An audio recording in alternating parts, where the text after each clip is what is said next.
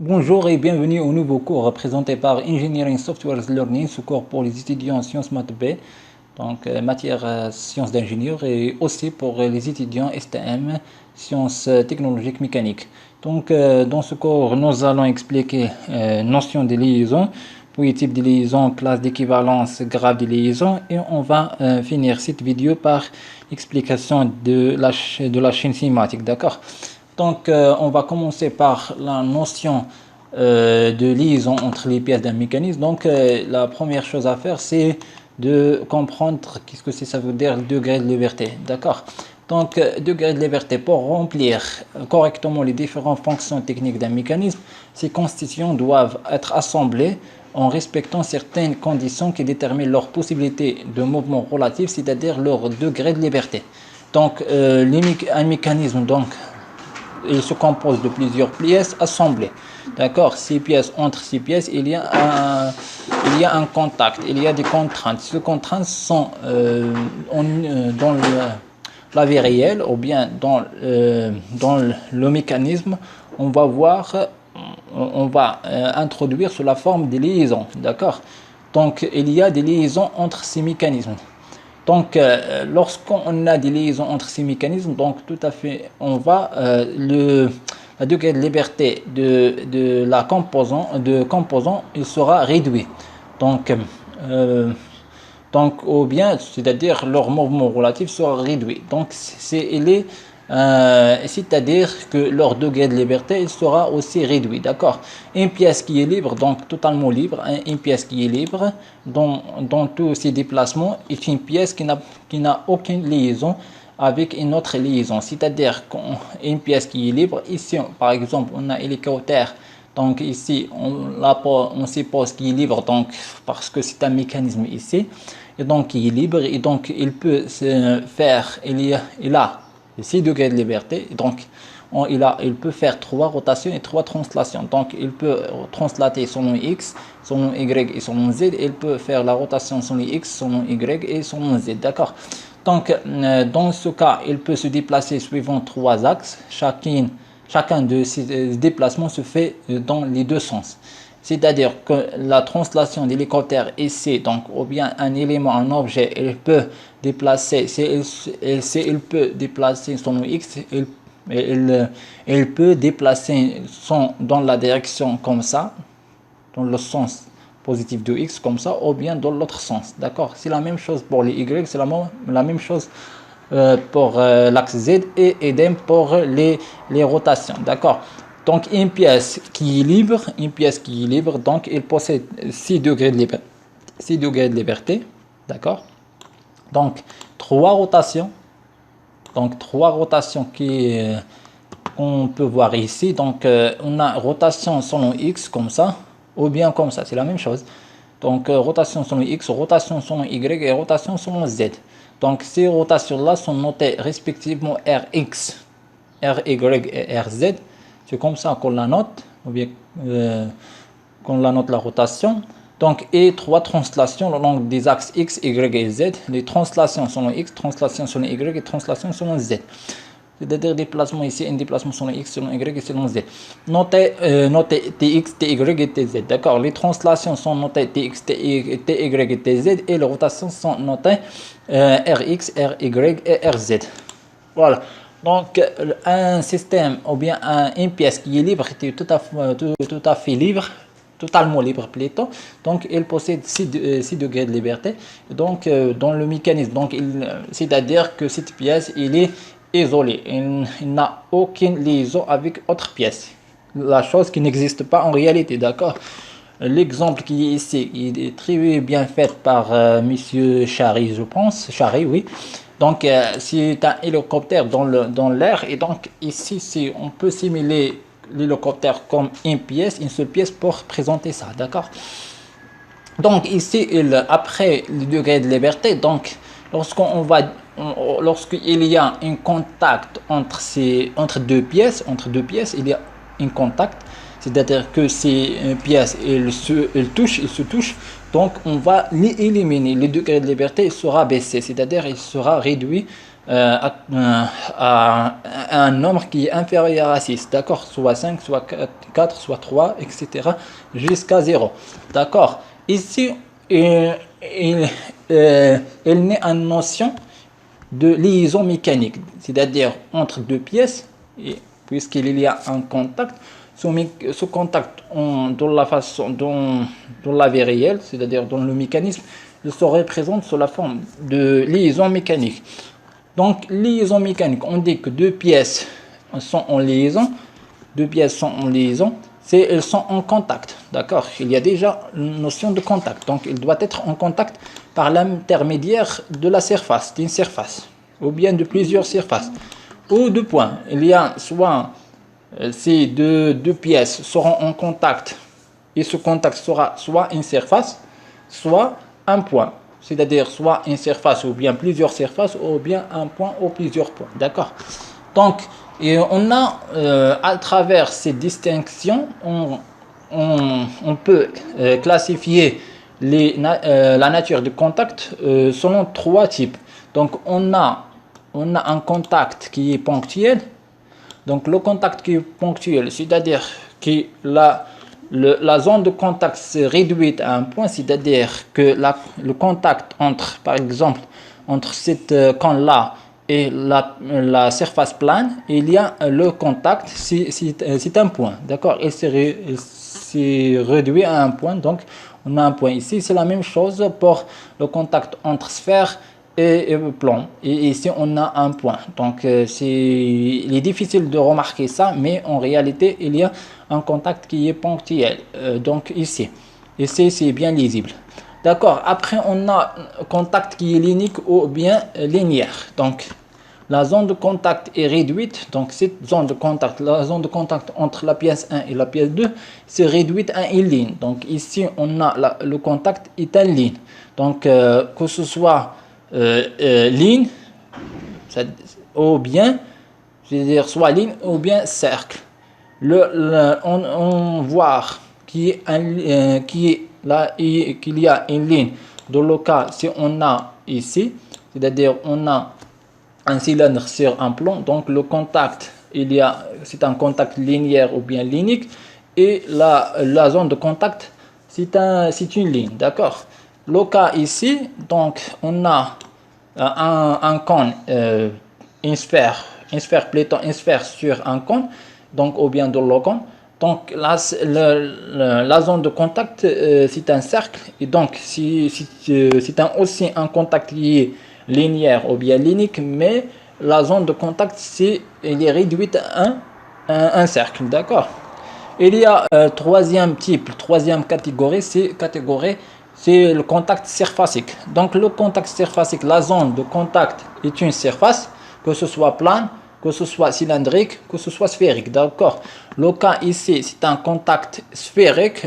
La zone de contact, c'est une sphère, et donc c'est un plateau surface. Et donc dans ce cas-là, on a contact il y a un plan sur plan, ou bien le contact entre deux plans, c'est un contact qui est surfacique, et la zone de surface, c'est une surface.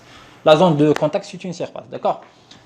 Le cas d'un cylindre, c'est-à-dire lorsqu'on a deux cylindres, donc on a un cylindre qui est grand, l'autre cylindre qui est logé dans le premier cylindre. Donc la zone de contact, c'est un cylindre, et le type de contact, c'est un contact qui est surfacique. Le cas d'un sphère, c'est présenté ici, c'est-à-dire on a ici un demi-sphère, sphère 1, et dans lequel on va introduire, ou bien on va poser une autre sphère de diamètre inférieur, et donc le contact ici sera un contact surfacique, et la zone de contact sera une surface qui est sphérique, d'accord, contact sphérique. Donc voilà. Donc ici, je reviens à ça. Donc après, lorsqu'on a deux pièces pour réaliser un assemblage, ou bien on doit avoir deux pièces au minimum. Et donc ce pièce, pour avoir un assemblage, on doit l'assembler. On doit faire une liaison entre ces deux pièces-là. D'accord, au moins deux pièces pour faire une liaison. Donc lorsqu'on va réaliser une liaison, donc normalement on sera l'un de ces trois catégories-là. Donc, soit on a une nature de contact, soit contact ponctuel, soit linéaire, linéique, ou bien sphérique. Et donc, automatiquement, le degré de liberté il sera réduit. D'accord?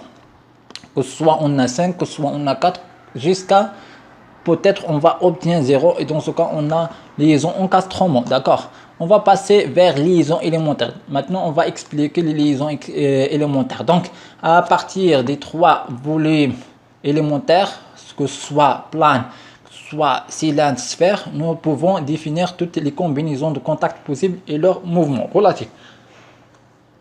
Donc, à partir des combinaisons qu'on peut le faire, à partir des plans sphère et cylindre, on peut obtenir les liaisons qui sont possibles, les contacts qui sont possibles et leurs mouvements relatifs. Donc, on commence par pour un plan-plan. Donc, c'est-à-dire qu'on a ici un plan 1 et un plan 2, d'accord? Donc, les liaisons ici, c'est un appui-plan, d'accord? Et dans l'appui-plan, on a 3 degrés de liberté, d'accord? On a 2 translations et une seule rotation. Je vais expliquer ça ici. Donc, on a un plan, on va prendre ce plan qui est noirci, donc qui est en noir, presque en noir. Donc, on va prendre qui est fixe. Et ce plan-là, il peut faire un mouvement par rapport au plan inférieur, d'accord? Et donc, ce plan-là, qui est en haut, donc il peut déplacer selon OX, donc il peut déplacer comme ça. Il peut même déplacer selon Z.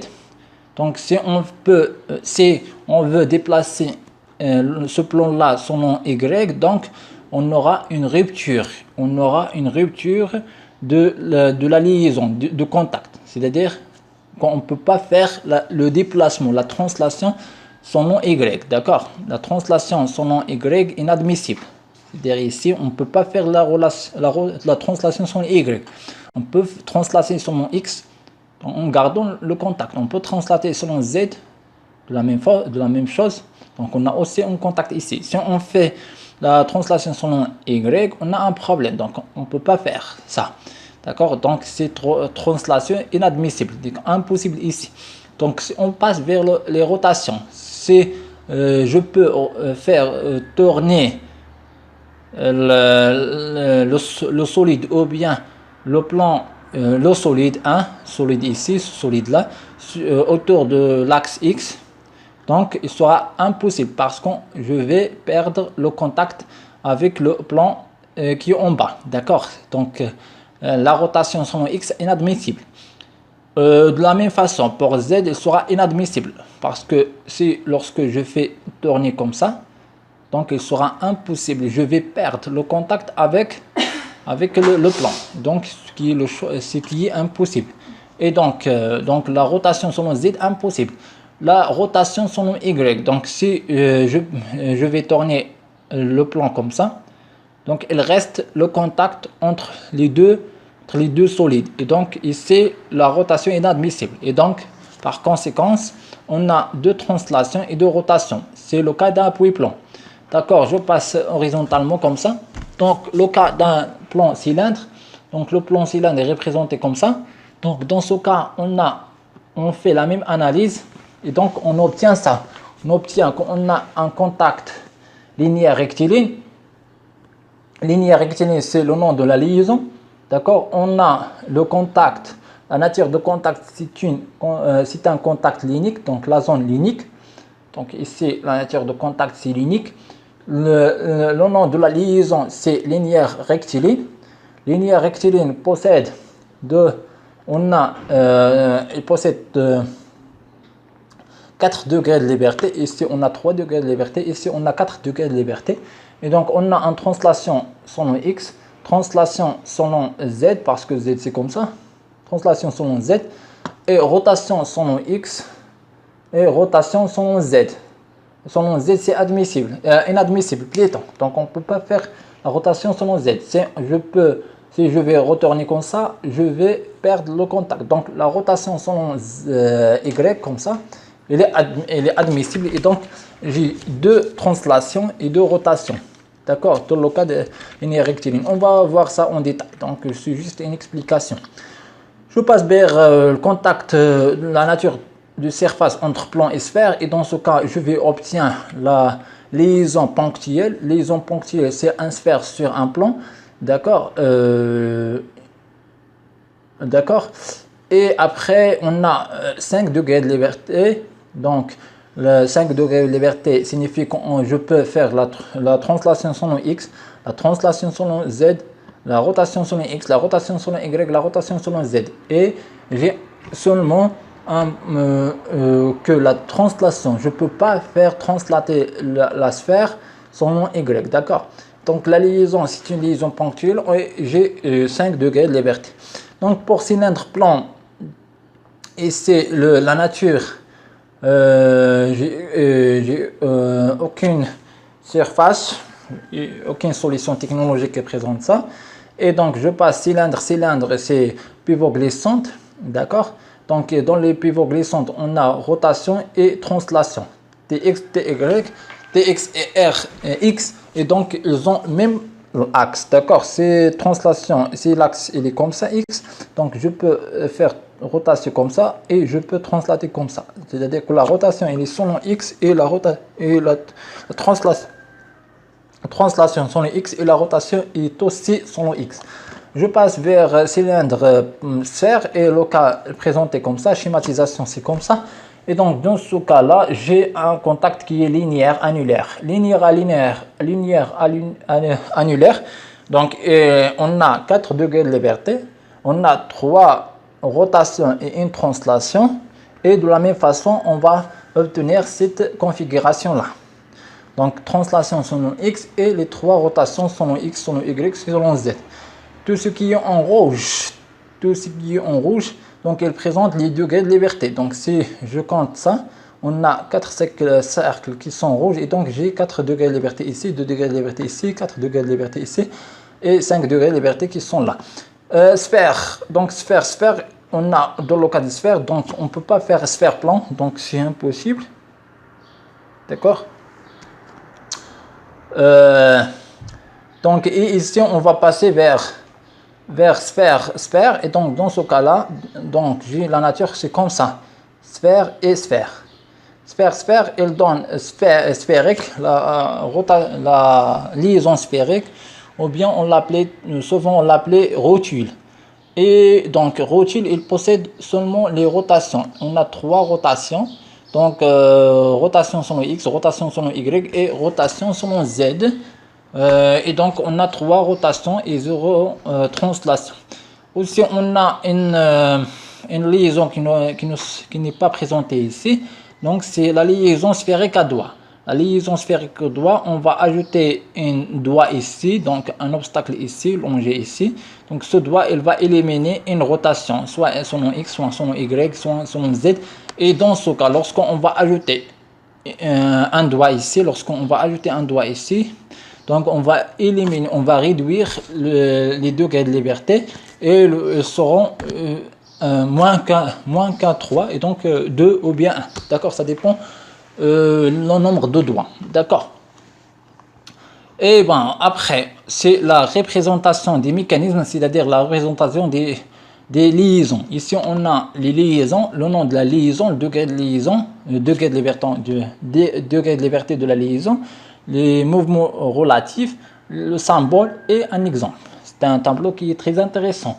Donc, je commence par liaison, degré de liberté qui est 0. Et donc, la liaison, c'est eucastron ou bien fixe. Et donc, ici, j'ai le mouvement relatif. Ici, on a, de façon générale, on va compter les translations et les rotations. Les translations, normalement, je dois dessiner un tableau donc, qui contient ici les translations et ici les rotations. Et ici, je dois noter Tx, Ty et Tz. Et ici, Rx, Ry, Rz. Et je dois noter ici 0 signifie que je ne peux pas bouger. C'est-à-dire, et lorsqu'on j'ai compté 1, c'est-à-dire qu'on a un degré de liberté. D'accord. Je passe. Donc, après mouvement relatif, donc ici, au niveau de castrum ou bien liaison en castrum ou bien fixe, donc c'est-à-dire que je ne peux pas faire ni la translation ni la rotation, et donc j'ai le degré de liberté qui sont 0, et donc 0 en translation et 0 en rotation. Le zéron qui ici compte le nombre de translations et ici compte le nombre de rotations. D'accord? La schématisation, c'est comme ça. Donc, je peux, sur le plan, je peux faire une ligne comme ça, une ligne verticale, et ici, c'est la liaison. Donc, je ne dois pas faire comme ça. Cette liaison, c'est un triangle qui est là, qui est coloré en noir. D'accord? Donc, après perspective, donc le perspective, c'est au niveau 3D, et je dois faire comme ça.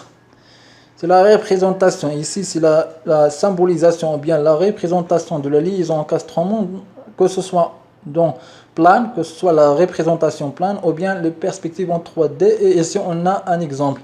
C'est l'exemple, ces pièces assemblées par vis. Donc, on a plusieurs façons de faire le castrement, par vis, par colle, par soudage, etc.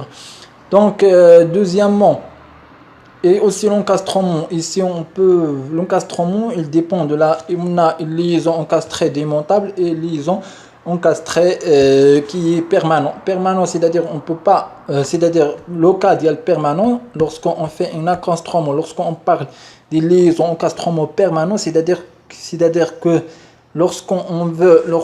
si on veut démonter la pièce, on va casser une de deux pièces. D'accord? C'est-à-dire, si on veut démonter les deux pièces, donc on doit casser au moins une pièce. D'accord? Le cas des liaisons encastrement démontable, c'est-à-dire sera que ce soit par vis, la plupart du temps par vis. Donc, par vis, oui, par vis. Donc ici, on peut démonter la pièce, on peut le démonter deux pièces, c'est-à-dire l'assemblage, sans casser les pièces, d'accord? Ok. Après, on a liaison pivot. Liaison pivot, on a une seule rotation, on a une seule rotation, et donc on a une seule degré de liberté, c'est-à-dire le degré de liberté, on a un. Dans le cas de rotation, on a une seule rotation, c'est-à-dire rotation sur le x, rotation sur le y égale à 0, rotation sur le z égale à 0. Et le translation, lui, 0, d'accord? X, y, z. La schématisation, il est comme ça, dans le plan. Donc, on doit faire l'obstacle ici, attention. Donc, le cas entre liaison plan, liaison pivot et pivot glissant, c'est presque idem. Donc, on doit s'assurer des obstacles, d'accord? Ces obstacles-là montrent qu'on a liaison pivot. Dans le cas de, on va voir comme ça, le cas plan comme ça. Le cas schématisation, c'est lorsqu'on va sur la vue de face, ici sur la vue de gauche par exemple. Donc ici on a liaison qui la pièce, donc ici, donc liaison c'est palier par exemple. Glissière, le cas de glissière, on a une seule translation, donc zéro rotation. Et donc la schématisation, elle est présentée comme ça, attention. Donc on doit rappeler de ça. Donc schématisation de le plan. Et ici c'est la perspective en 3D. Et ici on a un exemple, d'accord? C'est liaison glissière, il est simple. D'accord? Après on a hélicoïdal. Donc hélicoïdal, on a translation et rotation. Et translation et rotation sont conjuguées. C'est-à-dire qu'ils sont reliés, d'accord? Donc, lorsqu'on fait une translation, en même temps, on fait la rotation. D'accord? Ce sont des translations et rotations, ce sont des mouvements qui sont conjugués. Alors, le mouvement conjugué signifie que lorsqu'on va faire un mouvement selon mouvement de translation, automatiquement, on va engendrer un mouvement de rotation. Et vice-versa, d'accord? Donc, attention, malgré qu'on a une seule translation et une seule rotation, donc qui est presque à l'équidale.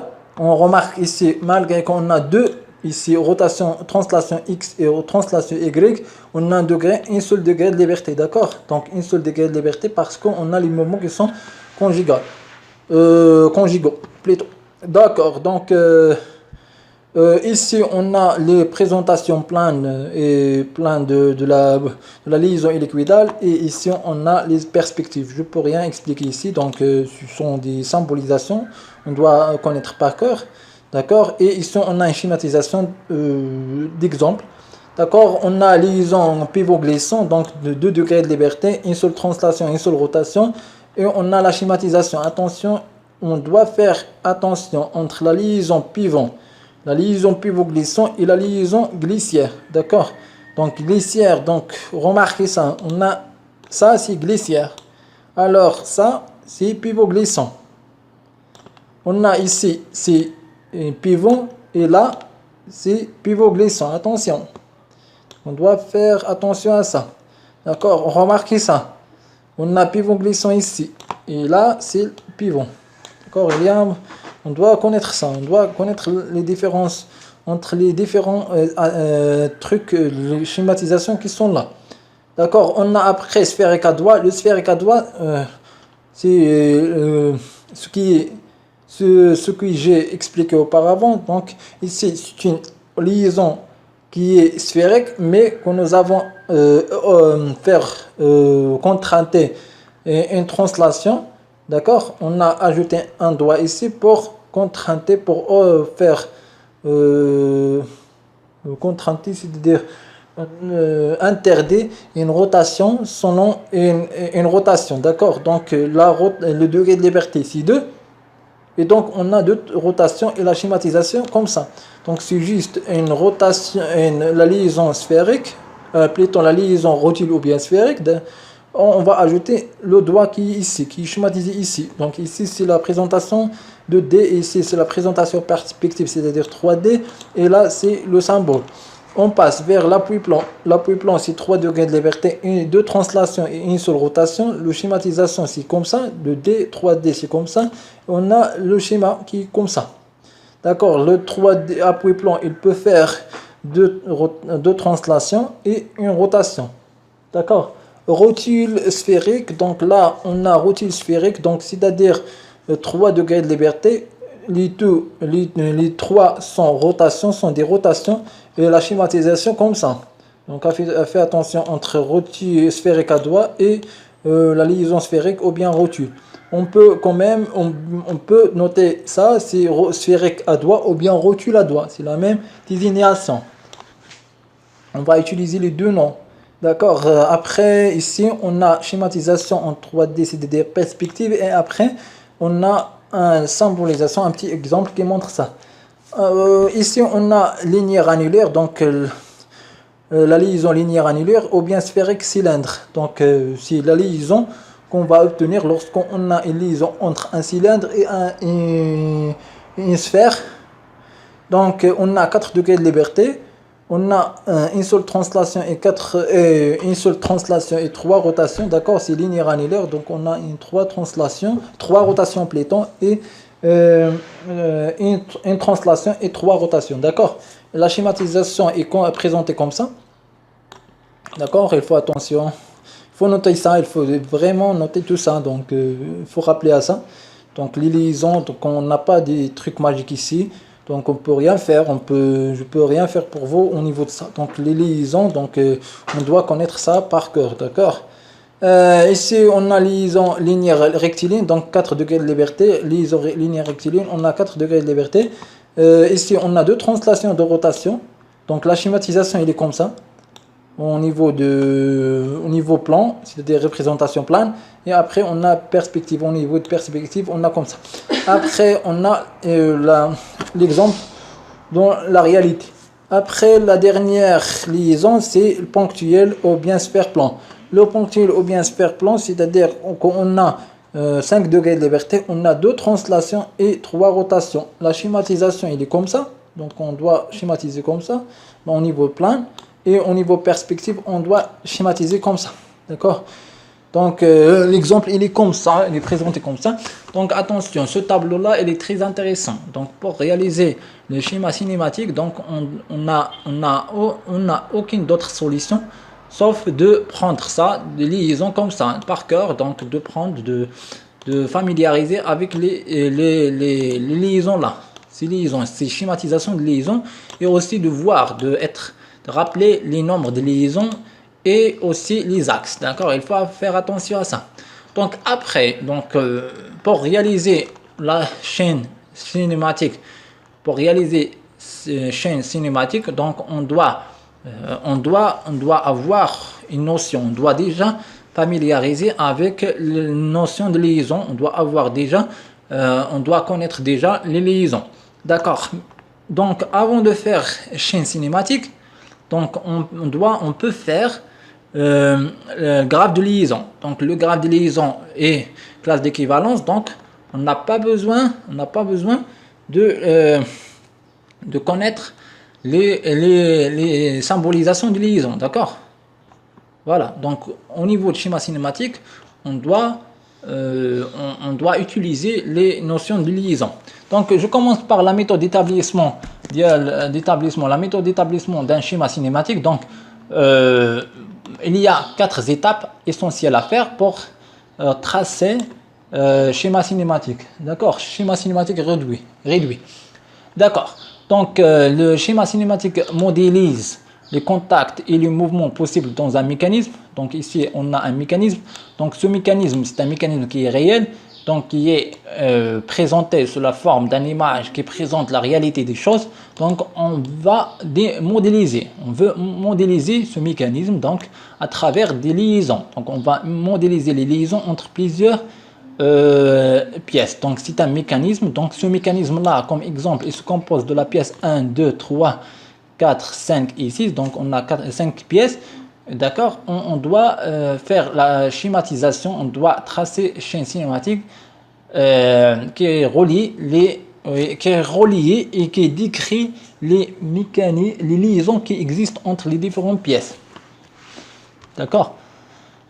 L'étape 1, donc l'étape qu'on doit appliquer, c'est l'étape identification des classes d'équivalence. Donc normalement les exemples, donc ils ont des questions, déterminer les classes d'équivalence, tracer le graphe de liaison et puis tracer chaîne cinématique. Donc, ce sont des 3 questions, d'accord, ces 3 questions, on peut quand même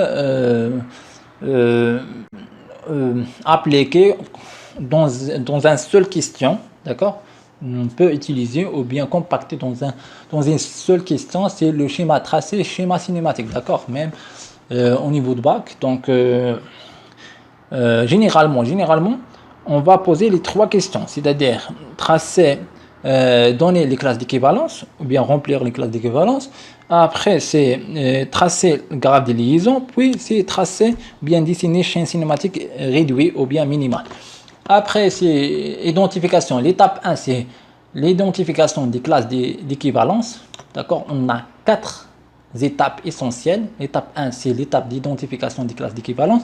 L'étape 2, c'est l'identification des liaisons entre les classes d'équivalence. L'étape 3, c'est établissement des graphes de liaison. Et l'étape 4, on va tracer chaîne cinématique minimale. Donc, je commence à expliquer, je vais l'étape 1, donc l'étape d'identification des classes de liaison.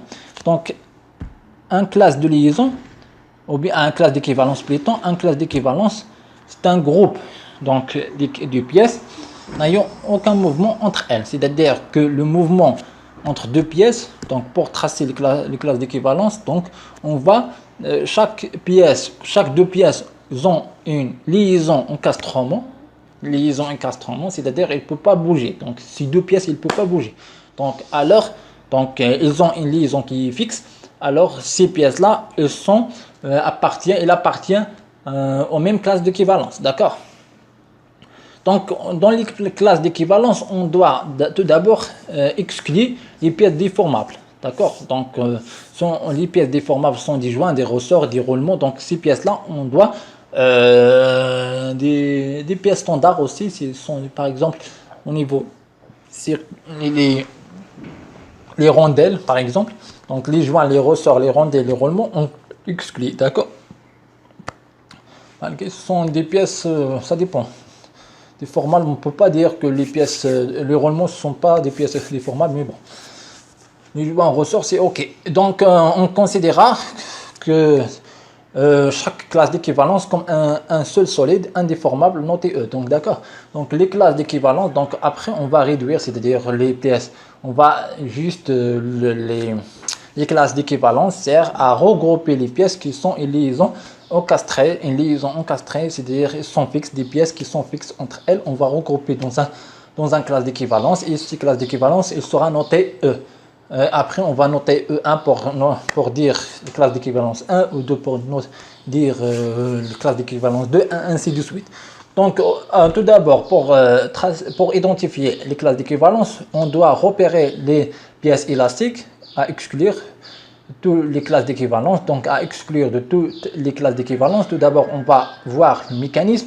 Donc, on va repérer les pièces élastiques, c'est-à-dire les pièces déformables, les joints, les ressorts, les roulements, les rondelles. On va les supprimer de la mécanisme. Après, on va voir les contacts, on va voir est-ce qu'il y a des contacts, on va repérer les pièces qui sont une liaison qui est encastrement ou bien qui est une liaison qui est fixe. D'accord, on va coloriage, ou bien on va colorer les classes d'équivalence sur le plan. C'est-à-dire, lorsqu'on a une pièce, on a deux pièces qui ont une liaison encastrement, donc on va les colorer de la même couleur, d'accord, comme ça on va repérer plus clair, plus lisible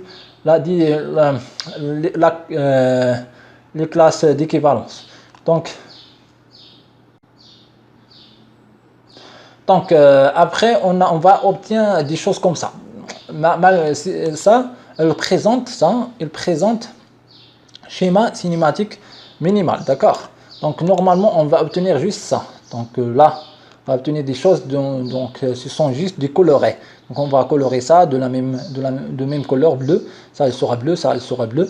Ça, il sera rouge, ça, il sera vert. Et celui-là, il sera, oui. Et ça, avec ça, il sera vert. Et celui-là, donc ça, il sera violet, d'accord. Donc les classes d'équivalence, je vais noter E1, donc écriture des classes d'équivalence en extension. Donc après, je vais écrire E1 par exemple, donc les classes par exemple, ça et ça, on a une liaison qui est encastrée. Donc on va noter 1 et 2, donc 1 et 2, elle appartient aux mêmes classes d'équivalence.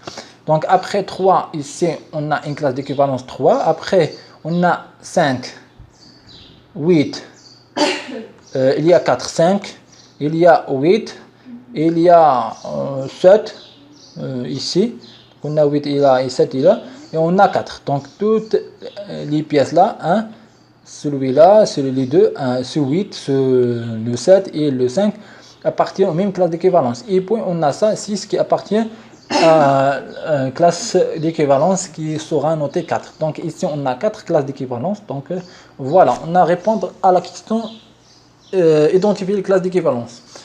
D'accord. Après, il vient l'étape d'identification de liaison entre les classes d'équivalence.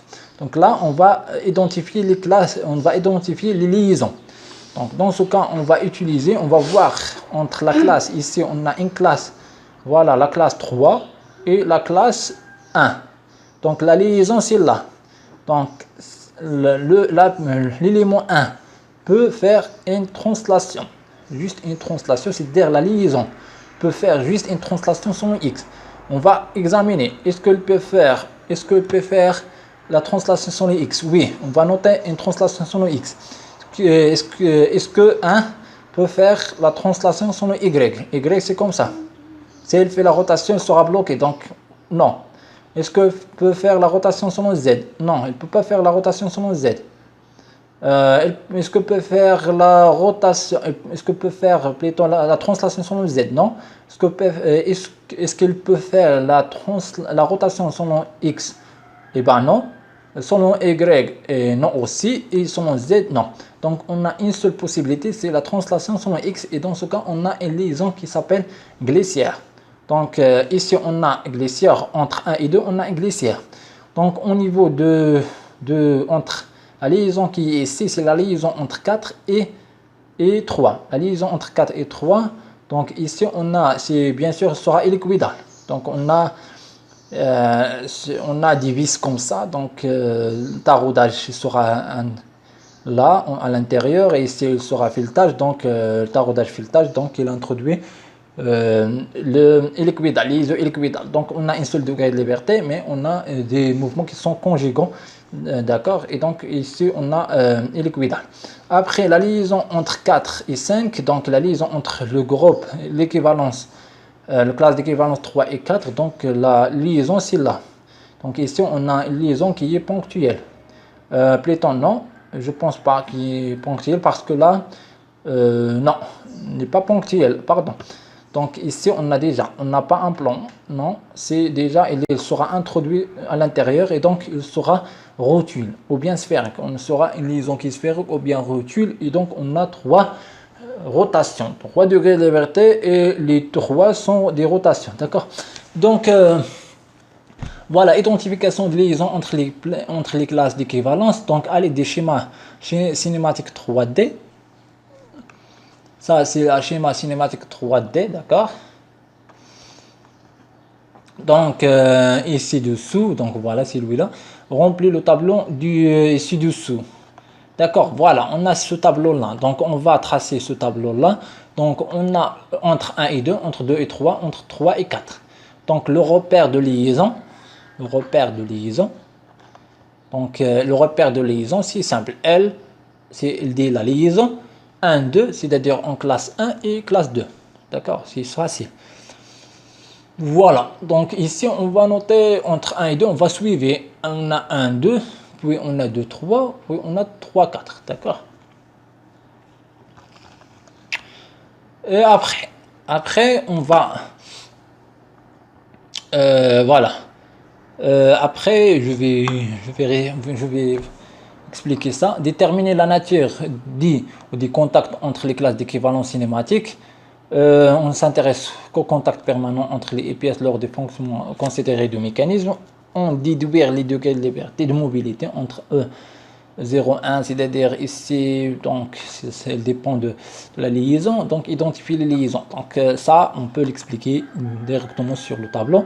Donc si je prends liaison 1, 2, donc ici je vais noter entre E1 et E2. On repère de liaison, c'est L1, il vient de là, 2, il vient d'ici. Et après, on a nature des surfaces de contact, cylindre, plan, etc. On a nature des surfaces, donc la nature des surfaces entre ça et ça. On a un plan normal et un plan plus un plan normal AZ. Le plan normal A, AY, celui-là, donc AY et AZ. Donc le AY et AZ, il présente le contact. D'accord. Donc on a deux plans, donc le cas d'un cylindre, d'une surface, d'une liaison qui est glissière. Donc le cas d'une liaison qui est glissière, donc on a deux plans, il sera deux plans perpendiculaires et le plan 1 il va faire une translation sur le plan 2, d'accord. Et les deux plans seront perpendiculaires. Donc si je prends le plan normal A, 1, AY, c'est le plan là. Donc le plan celui-là. Et le plan normal AZ, je peux prendre comme ça, dans l'autre côté, ou bien c'est là. Donc les deux plans sont orthogonaux, d'accord. Après la translation, donc je sais déjà que la liaison sera glissière. Donc je dois déterminer la nature de la translation. Donc automatiquement, puisque la liaison est glissière, donc je peux quand même remplir ça à travers cette méthode-là. D'accord. Je vais poser la question, est-ce que la translation, donc dans le cas de translation, est-ce que la translation est possible selon x? Oui, je vais noter 1. Non, je vais noter 0. D'accord. Je répète. D'accord. Je vais poser la question, au niveau de la translation, je vais poser la question suivante. Est-ce que la translation est possible selon x? Donc dans ce cas, oui. Donc la pièce 1 elle peut déplacer selon x. Donc il sera 1. Est-ce que la pièce 1 admet, il peut déplacer, il peut translater selon y. Y il est celui-là. Comme ça. Est-ce que la pièce, c'est-à-dire si je bouge cette pièce-là comme ça, donc verticalement vers Y, elle sera possible ou non. Donc dans ce cas-là, dans ce cas, il sera non, parce que donc on a un obstacle, donc on ne peut pas bouger. Donc la pièce 1 elle sera déjà logée ici, donc sera déjà ici, donc je ne peux pas déplacer. Si je déplace, alors je vais déplacer cette pièce aussi, d'accord? De la même façon, je vais poser la question sur Z et je passe vers la rotation et je vais poser la question. Je vais poser la question suivante. Est-ce que la rotation, son nom, est-ce que la rotation de 1, est possible son nom X? Eh bien non, d'accord.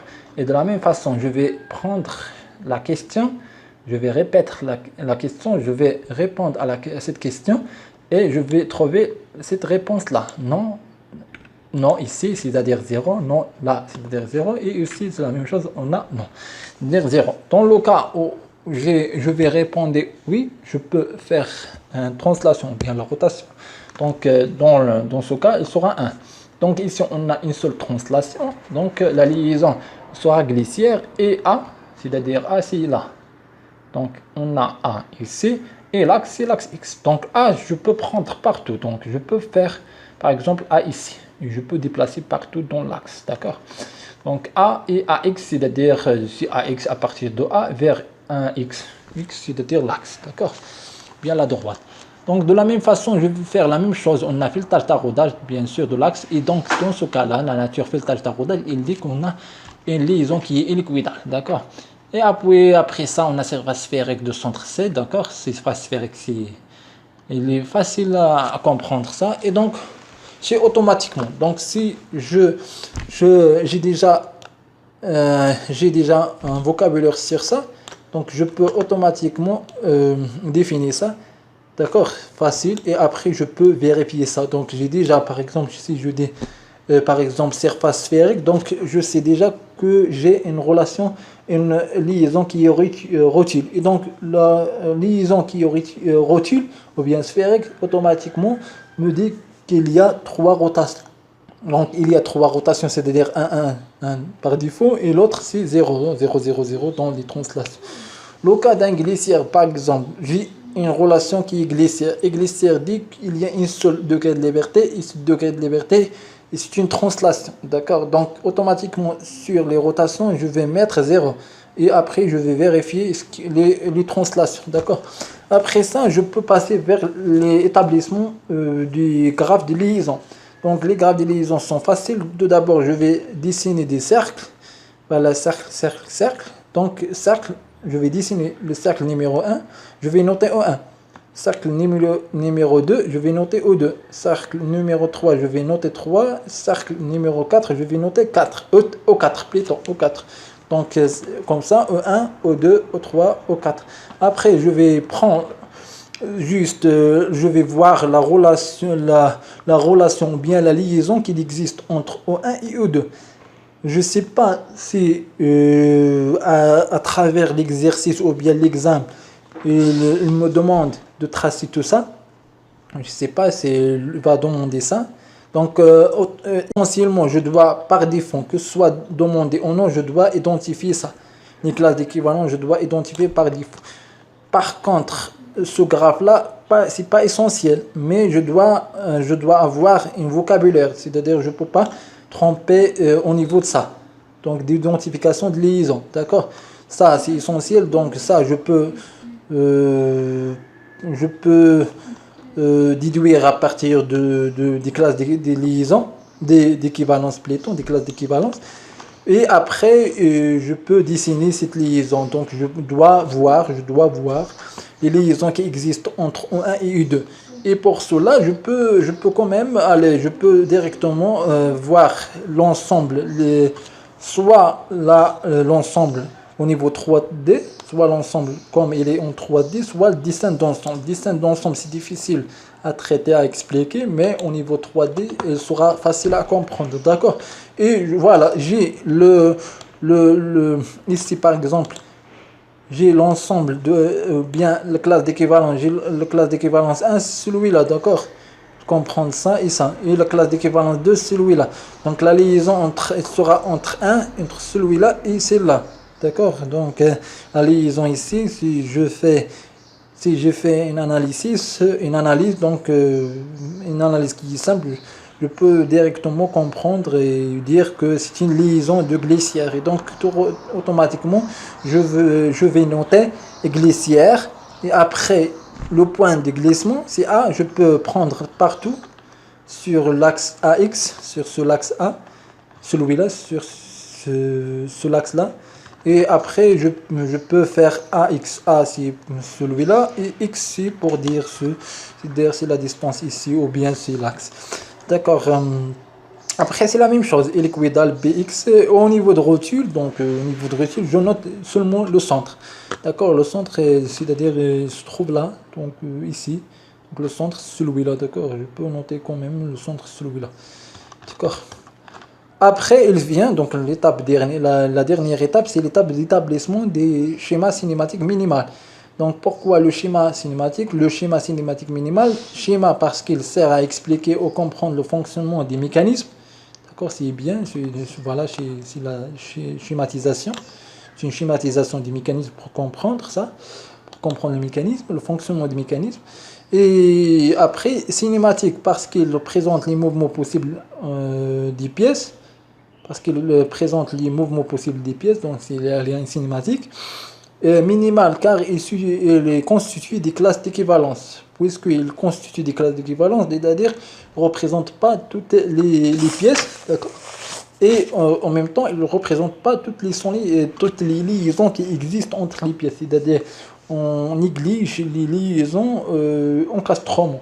D'accord, on ne représente pas les liaisons encastrement, donc les liaisons encastrement ici sont représentées par des traits, d'accord. Donc ici, donc voilà, on n'a pas on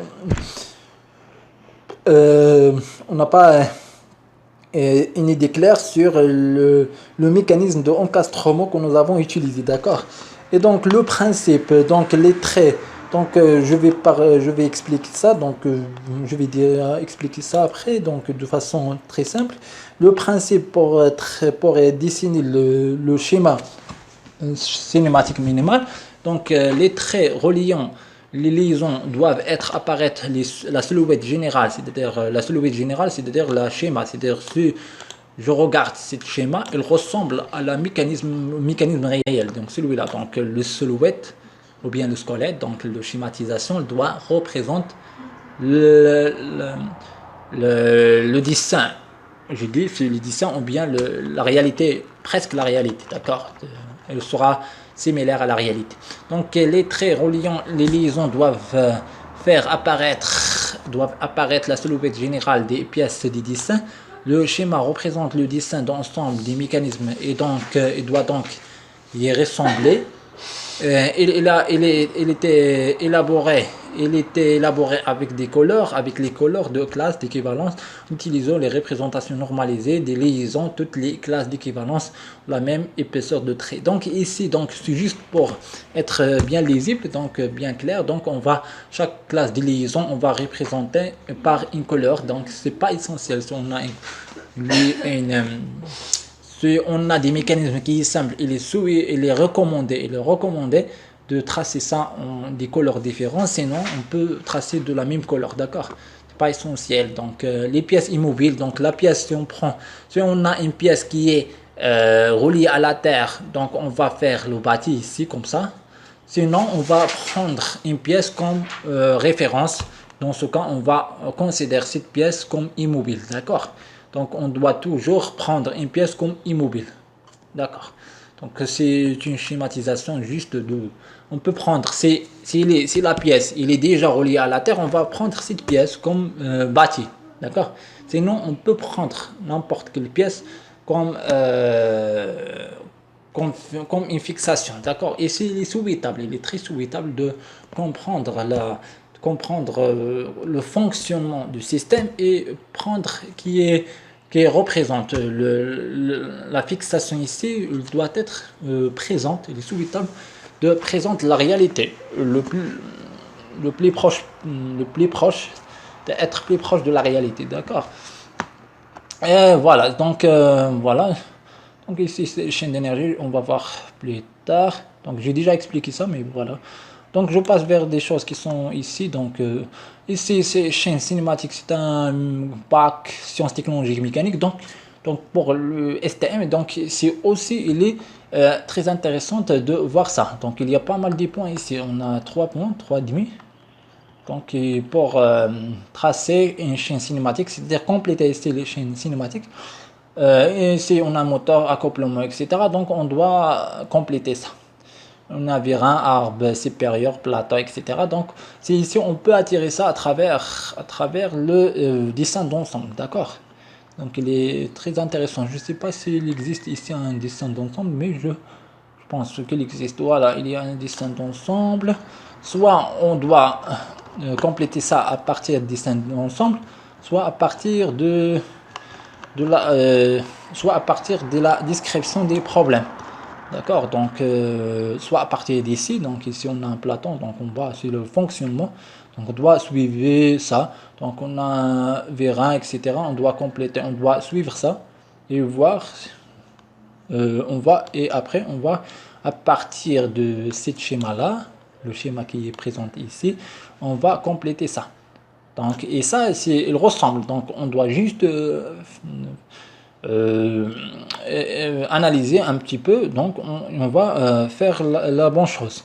D'accord, c'est la même chose qu'ici, d'accord, c'est la même chose. Voilà, d'accord. Donc on va expliquer ça, on va prendre quand même, on va expliquer ça après comme un exemple concret. Donc c'est juste je vais voir ça. Donc on a déjà graph 7, on a déjà le diagramme fast, on a chaîne cinématique de plan. D'accord, c'est un peu c'est différent, mais c'est l'idée c'est la même chose, d'accord. Même si elle est différente, la chaîne cinématique au niveau de STM, donc c'est un peu différent par rapport à ce qui est demandé pour Sciences Math B, mais l'idée elle est là, c'est la même chose, c'est presque la même chose. Donc on va faire presque la même chose. Voilà, d'accord. Après, je vais aller vers. Si ça, c'est la même chose, c'est pour les STM. Celui-là, c'est aussi pour les STM. C'est-à-dire, on trouve aussi qu'il existe des schémas cinématiques. Aussi pour ça, c'est pour Sciences Math B et c'est le SE. Et dans ce cas, on va trouver quasiment toutes les choses que nous avons expliquées. Donc ici, on a les classes d'équivalence, donc on doit remplir ça, les classes d'équivalence. On a les solides, on doit taper, on va ici, c'est-à-dire dire que classe 0, donc le bar support et la crémaillère, donc c'est les deux, il appartient à la classe 0. Classe 1, elle contient masse mobile en translation et ainsi de suite, d'accord. Donc ici tableau, donc au cocher indiqué les constituants appartient à la classe. Donc ici on a tx, ty, ts, z, etc. On doit voir entre s0 et s1, donc la liaison. Donc on va taper est-ce qu'il y a 0, il y a des liaisons tx, il y a en translation x. Donc on va mettre 1, sinon on va en mettre 0, ainsi de suite. Et après on va déduire à partir de ça, est-ce qu'on a des liaisons.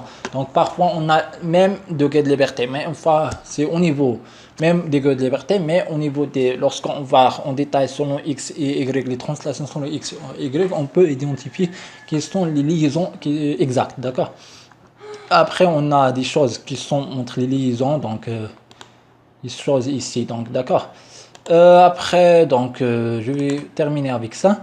Donc de la même chose, on a déjà expliqué ça, donc structure fonctionnelle, donc c'est déjà on a expliqué ça. Après donc schéma cinématique de réducteur, donc voilà, on va utiliser, on retrouve ça, d'accord. Donc support Sciences Math, donc que ce soit au niveau de Sciences Math, que ce soit au niveau des STM, on va trouver des situations au niveau de l'élaboration ou bien dessiner des graphes de liaison, chaînes cinématiques minimales, etc. sont intéressants et parfois souvent on trouve des points entre 3 à 4 points dans ce sens là, d'accord. Merci et à bientôt.